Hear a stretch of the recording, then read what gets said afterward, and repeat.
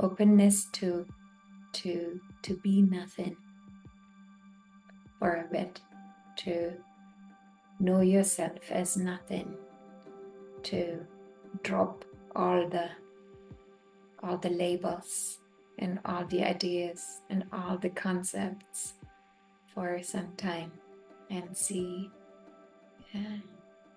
what nothingness as an experience feels like, and see what happens when there is the non-locality of the witness, for example, is examined and found. What happens when oneness happens, when there is the momentum, when you are in the space in which there is no more duality.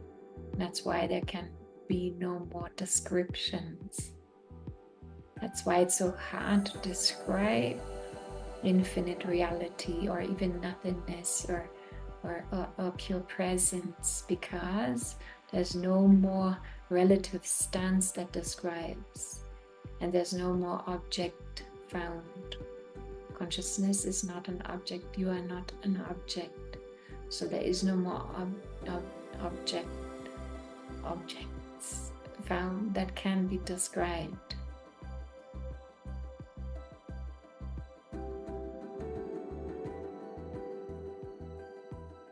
In this sutta, he talks about different attributes that help you have some sort of stable foundation, that actually enable you to have more stability in presence, in stillness, in the knowledge of the self, in the connection to the divine that you are, in all of that, which is, as we saw, what a practice is. And here he's talking about different attributes that make this kind of practice, this kind of understanding, a non-dual understanding, the understanding of what you are, more consistent, more stable. And so the first thing he mentions is Dirgha Kala, that is a long time. Now, to recognize what you are doesn't need a long time. It actually just needs an instant, because you are entering also the timeless dimension of yourself, the timeless dimension of the self. There is no time, but there is something that needs a lot of time. And that is usually, first of all, I find the kind of seeking, what you are seeking spiritually, that there is some form of shift. There is a shift from the continuous seeking of experiences, seeking of knowledge, seeking of some form of special event spiritually, seeking some form of continuous ascension, seeking some form of continuous spiritual change. And there has to be some form of shift, in which usually takes some form of time, in which you become then interested in what you are, and no longer interested in a lot of the external seekings and strivings and traditions, philosophies, ideas that exists. So that takes time. And then also because it takes time, because you're so invested in an idea of self that is connected to your mind and what you have trained basically to believe as being yourself for your whole life. And so there is some sort of momentum to this. And so the presence, what you are, stillness, yourself, consciousness, awareness is always there. You know this also. But it seems always so elusive. Seems sort of in the background. Seems conceptual, but not. It seems out there. The God seems to be sometimes appearing. Insight seem to be sometimes appearing. And there's also some time needed, usually, to recognize that all these things don't allow presence or consciousness to come to the foreground of your experience. That this recognition happens, that you know what you are, and this is then the predominant foreground of your experience, and not the involvement and the identity with thought. And then the second thing that he mentions is called Nairantarya, and that means without obstacles.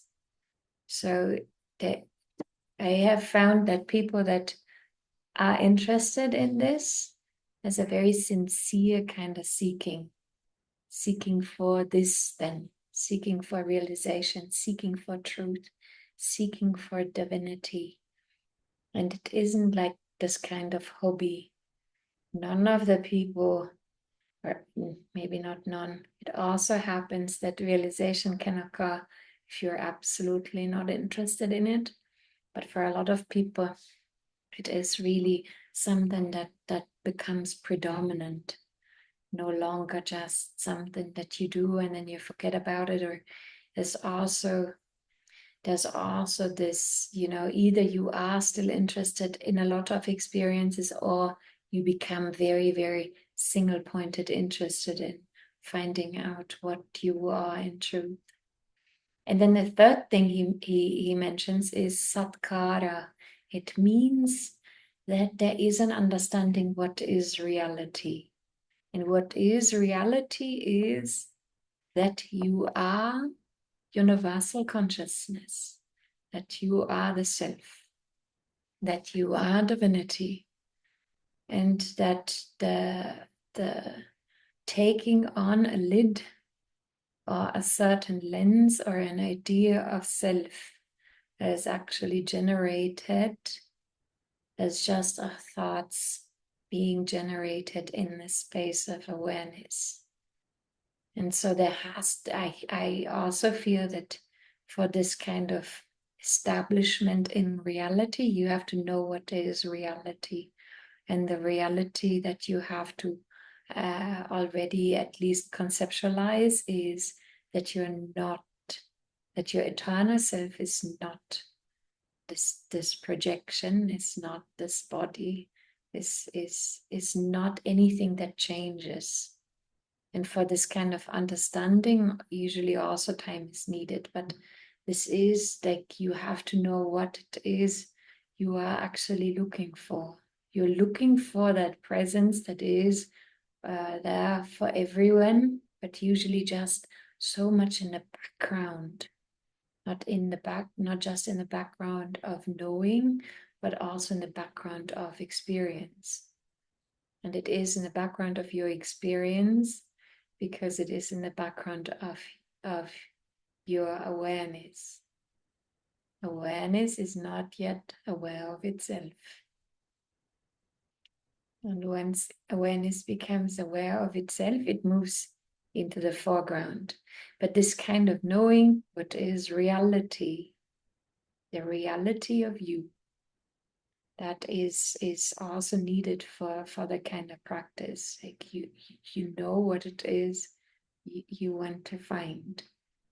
And then the last thing that he mentions is Adara. It means an openness to finding, examining, really going deeply, really examining for yourself, finding the validity of what I'm saying, or finding the validity of what is said for yourself. Really having an openness also to be surprised.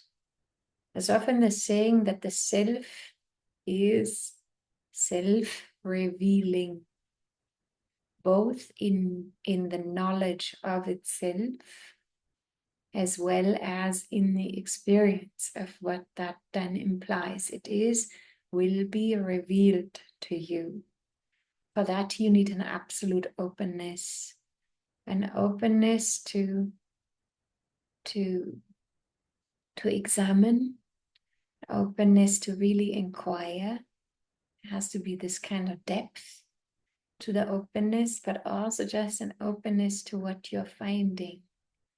What you're finding is going to shatter what you know about reality. It's going to shatter a lot of the ways that we think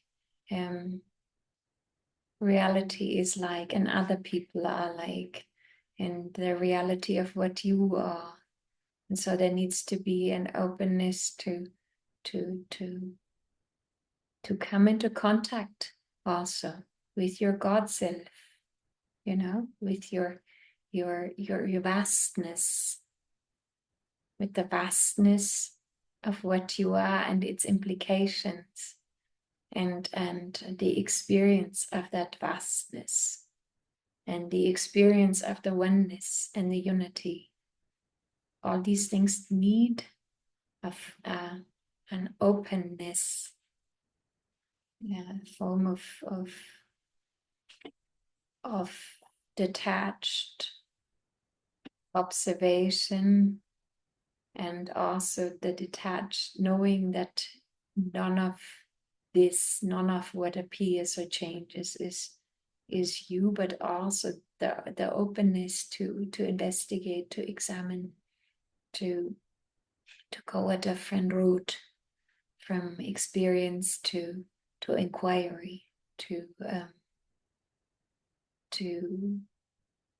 stillness, to nothingness, openness to be nothing for a bit, to know yourself as nothing, to drop all the labels and all the ideas and all the concepts for some time, and see what nothingness as an experience feels like, and see what happens when there is the non-locality of the witness, for example, is examined and found. What happens when oneness happens, when there is the momentum, when you are in the space in which there is no more duality. That's why there can be no more descriptions. That's why it's so hard to describe infinite reality, or even nothingness, or pure presence, because there's no more relative stance that describes, and there's no more object found. Consciousness is not an object. You are not an object. So there is no more objects found that can be described. So these things are really helpful to come about, like to be motivated in that kind of way towards realizing what you are, towards finding yourself, towards realizing yourself, towards knowing what you are in truth.